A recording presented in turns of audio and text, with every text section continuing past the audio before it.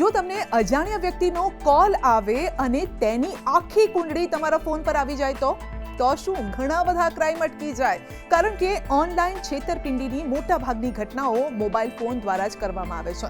આપણે અજાણ્યા નંબરથી આવતા કોલને પણ રિસીવ કરી લઈએ છીએ અને તેમની વાતોમાં આવી તમામ વિગતો તેમને આપી દઈએ છીએ. ઘણી વખત લોકોએ રૂપિયા ગુમાવવાનો વારો આવે છે. પણ આપની આ સમસ્યાનો ઉકેલ લઈને આવ્યું છે ટ્રાય.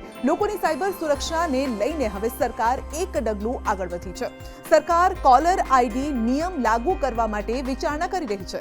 સરકારે 100 દિવસમાં કોલિંગ નેમ પ્રેઝન્ટેશન એટલે કે CNAP સેવા શરૂ કરવાની જાહેરાત કરી અને તે ટ્રુ કોલર જેવી જ સેવા છે, જે કોલરનું નામ પણ બતાવશે, સાથે અન્ય ડિટેલ્સ પણ હશે. છેલ્લા કેટલાક સમયથી ટ્રાય CNAP નામના એક પ્રોજેક્ટ પર વર્ક કરી રહી છે અને CNAPનો મતલબ થાય છે કોલર નેમ પ્રેઝન્ટેશન.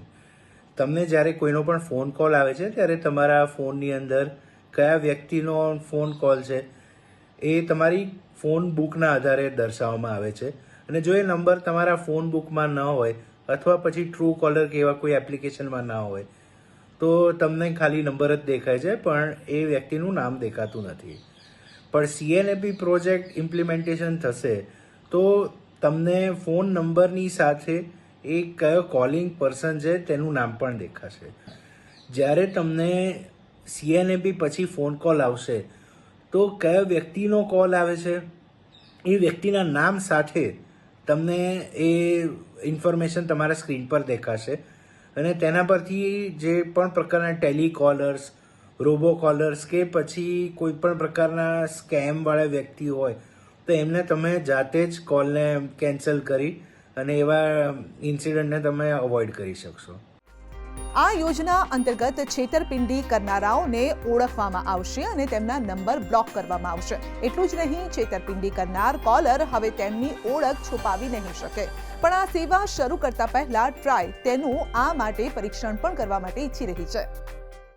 તો જે પણ 4G એનેબલ્ડ ફોન્સ હોય એ બધા ફોનની અંદર આ પ્રકારની સિસ્ટમ તબક્કાવાર લોન્ચ કરવામાં આવી રહી છે અને એનો એક પાયલટ પ્રોજેક્ટ એ લોકો શરૂ કરશે તો તેના માટે જે બેંક અથવા હોસ્પિટલ અથવા એવી કોઈ સંસ્થા હોય જે લોકોના ત્યાંથી ઘણા બધા આઉટગોઈંગ કોલ્સ થતા હોય તો તે સંસ્થાને કદાચ પહેલાં પ્રથમ ચાન્સ મળશે અને એના પછી જેમ જેમ સમય જશે એ પ્રમાણે તબક્કાવાર નોર્મલ વ્યક્તિઓ સુધી આ સિસ્ટમ પહોંચશે.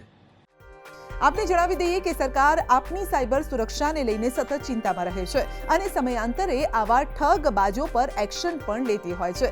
છેલ્લા સમયગાળામાં સરકાર દ્વારા 13 મિલિયન શંકાસ્પદ સિમ કાર્ડ બ્લોક કરવામાં આવ્યા. આ સમયગાળા દરમિયાન લગભગ 200 કે નકલી SMS હેન્ડલ પણ બંધ કરવામાં આવ્યા છે.